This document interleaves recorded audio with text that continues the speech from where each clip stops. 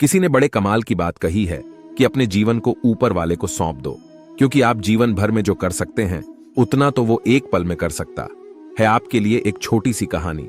यह कहानी महाभारत के युद्ध के प्रारंभ होने से पहले युद्ध भूमि को तैयार किया जा रहा था। कुरुक्षेत्र की भूमि को समतल बनाया जा रहा था, पेड़ों को हटाया जा रहा था। उस युद्ध भूमि का मुआयना करने के लिए एक दिन पहले निरीक्षण करने के लिए भगवान श्री कृष्ण और उनके मित्र धनुर्धर अर्जुन पहुंचे। वो मुआयना कर रहे थे, देख रहे थे तैयारी किस तरीके से चल रही है। अभी एक चिड़िया उड़ती उड़ती आई और भगवान श्री कृष्ण के पास आकर के बोली कि भगवान, मुझसे क्या गलती हो गई? मेरी दुनिया आपने उजाड़ दी। यहाँ युद्ध भूमि को तैयार किया जा रहा है, पेड़ों को गिराया जा रहा है। एक हाथी ने आकर के मेरा पेड़ गिरा दिया। मेरा घोंसला उस पर था, वो घोंसला गिर करके जमीन पर आ गया। उसमें नन्हे नन्हे बच्चे हैं। हमारी जान बचा लीजिए भगवान। अब सब कुछ आपके हवाले है। भगवान श्री कृष्ण ने कहा कि मैं इसमें क्या कर सकता हूं? मैं तुम्हारी मदद नहीं कर सकता। यह तो नियति का पहिया है, समय का पहिया घूमता चला जाता है। इसमें मैं क्या कर सकता हूं, बताओ। वो चिड़िया रुआंसी होकर के बोली कि भगवान, मुझे बस एक इजाजत दे दीजिए। भगवान ने कहा कि बोलू, क्या पूछना है, क्या इजाजत चाहिए? तो उस चिड़िया ने कहा कि भगवान, मैं आप पर विश्वास तो कर सकती हूं ना? भगवान ने हाँ भरी भगवान। श्री कृष्ण ने कहा कि मैं इसमें क्या कर सकता हूं? मैं तुम्हारी मदद नहीं कर सकता। यह तो नियति का पहिया है, समय का पहिया घूमता चला जाता है। इसमें मैं क्या कर सकता हूं, बताओ। वो चिड़िया रुआंसी होकर के बोली कि भगवान, मुझे बस एक इजाजत दे दीजिए। भगवान ने कहा कि बोलू, क्या पूछना है, क्या इजाजत चाहिए? तो उस चिड़िया ने कहा कि भगवान, मैं आप पर विश्वास तो कर सकती हूं ना? भगवान ने हाँ भरी। अगले दिन युद्ध शुरू हुआ और युद्ध की शुरुआत से पहले भगवान श्री कृष्ण ने अपने दोस्त अर्जुन से कहा, अपने मित्र से कहा कि मुझे अपना धनुष और एक तीर दे दो, एक बाण दे दो। अर्जुन ने अपना धनुष सौंपने से पहले पूछा कि केशव, आपने तो प्रतिज्ञा ली थी कि आप शस्त्र नहीं उठाएंगे, क्योंकि अर्जुन की भगवान को शस्त्र क्यों उठाना पड़ रहा है?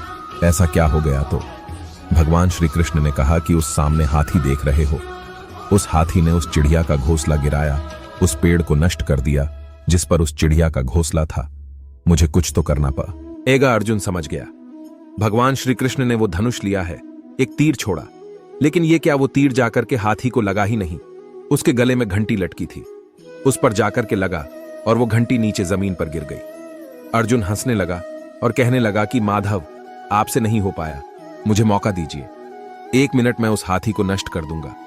खत्म कर। भगवान ने कहा कि नहीं, नहीं हो गया, बस इतना काफी था। अर्जुन ने भी ज्यादा सवाल जवाब नहीं किए। 18 दिन तक युद्ध चला और उसके बाद में जब पांडवों की जीत हुई तो एक बार फिर से उस मैदान को साफ किया जा रहा था, क्योंकि काफी युद्ध के बाद में जो नुकसान हुआ था, बहुत सारा सामान गिरा पड़ा था, साफ सफाई चल रही थी। भगवान श्री कृष्ण एक बार फिर से अपने दोस्त, अपने मित्र अर्जुन के साथ मैं उसी भूमिका करने के लिए निकले और अर्जुन से कहा कि एक काम कीजिए, मेरे रथ से उतरिए और जाकर के नीचे वो जो घंटी रखी है उसको हटा दीजिएगा। अर्जुन चौंक गया कि हमने युद्ध जीत लिया है, हम इतने महान बन चुके हैं और यह मुझे एक घंटी उठाने के लिए, युद्ध भूमि की साफ सफाई करने के लिए कह रहे हैं। लेकिन जानता था भगवान है, कुछ भी कह सकते हैं। रथ से नीचे उतरा, जाकर के उस घंटी को उठाया, साइड किया और जैसे ही उस घंटी को उठाया वैसे ही उसके नीचे से नन्हे नन्हे बच्चे चिड़िया के फड़फड़ाते हुए उड़ान भर ली। उन्होंने उड़ गया। अर्जुन की आंखें नम हो गईं। उस घंटी के नीचे था वो घोंसला उस चिड़िया का जो मदद मांगने आई थी।